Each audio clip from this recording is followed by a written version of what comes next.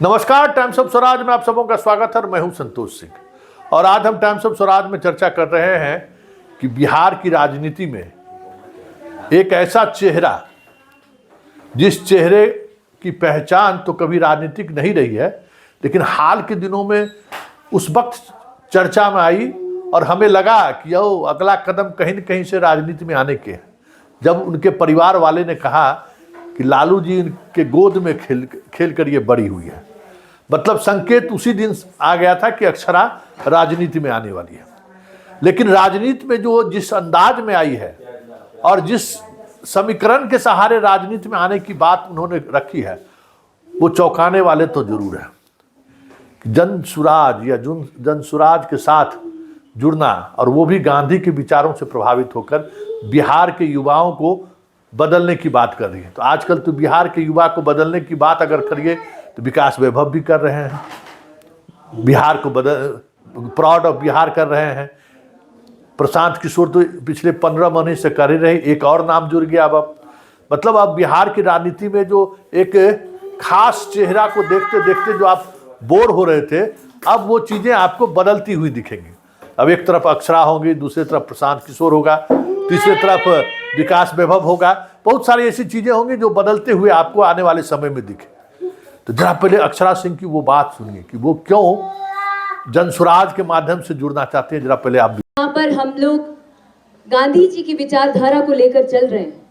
मेरा मानना है कि बिहार की बेटी, कहा जाता है घर घर को संवारने वाली एक बेटी होती है।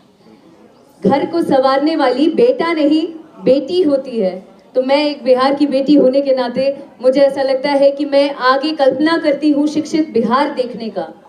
बिहार के आगे भविष्य को बहुत उज्जवल देखना चाहती हूँ और बड़ी कम उम्र में मैंने सोचा कि ये एक पार्टी नहीं,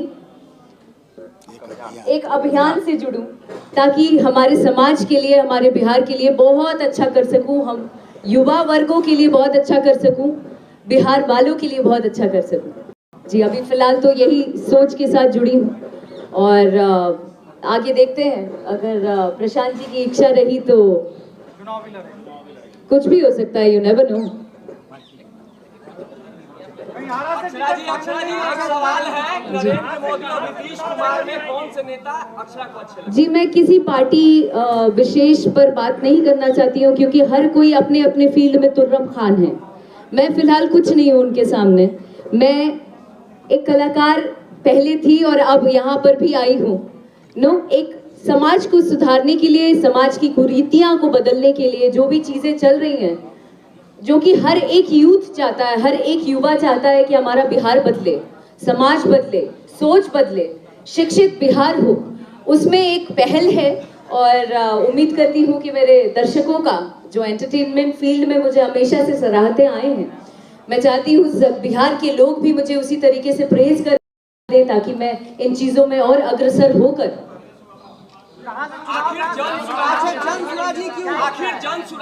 क्योंकि जनसुराज कोई पार्टी नहीं है, एक अभियान है सर।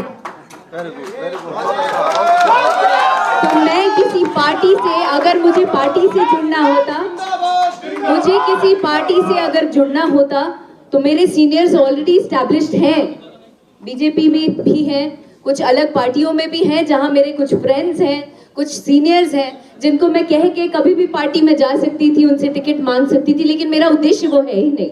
तो आपने सुना, वो गांधी के विचारों से इत्तेफाक रखती है, वो बिहार को बदलना चाहती है। हर कोई यही बात करता है, लेकिन इस बदलाव के पीछे की समझदारी अक्षरा की क्या होगी, उसकी फिल्म के माध्यम से जो उनके फिल्म के प्रेमी होंगे वो समझ सकते हैं। पवन सिंह से जो उनका रिश्ता रहा है और उस रिश्ते की वजह से जो चीज़ें सामने आई हैं उनसे आप समझ सकते हैं। लेकिन ज़रा हम आपको उन बातों को समझाने की कोशिश कर रहे हैं या आप तक पहुंचाने की कोशिश कर रहे हैं जो पर्दे के पीछे चल रहा है। एक तो पवन सिंह और अक्षरा सिंह के बीच जो विवाद है, उस विवाद को भुनाने की कोशिश हो रही है।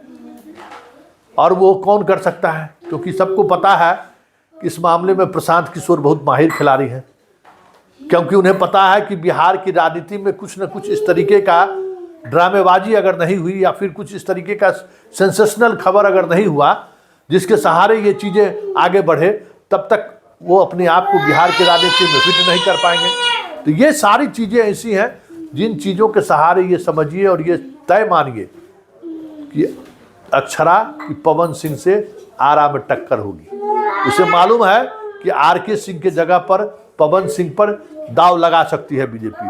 अमित शाह ये चाह रहे हैं कि पवन सिंह इस चुनाव में आए आर.के. सिंह के जगह पर। तो फिर आर.के. सिंह के जगह पर अगर पवन सिंह आए और इसके पार्टी से, प्रशांत किशोर की पार्टी से अगर अक्षरा वहाँ चुनाव लड़ जाए, तो फिर बिहार की सारी चर्चाएं कहाँ केंद्र बिंदु पर आ जाएगी। एक बड़ा वर्ग है भोजपुरी का, तो जो बिहार के सहारे जो नैरेटिव सेट करने की कोशिश राष्ट्रीय फलक पर हो रही है, उसको अक्षरा और पवन सिंह के सहारे कहीं न कहीं ब्रेक करने की कोशिश प्रशांत किशोर के द्वारा की जाएगी। ये साफ चीज़ें अब दिखने लगी है, क्योंकि प्रशांत किशोर बीजेपी का बी टीम है, ये कई मौके पर प्रदर्शित हो चुका है।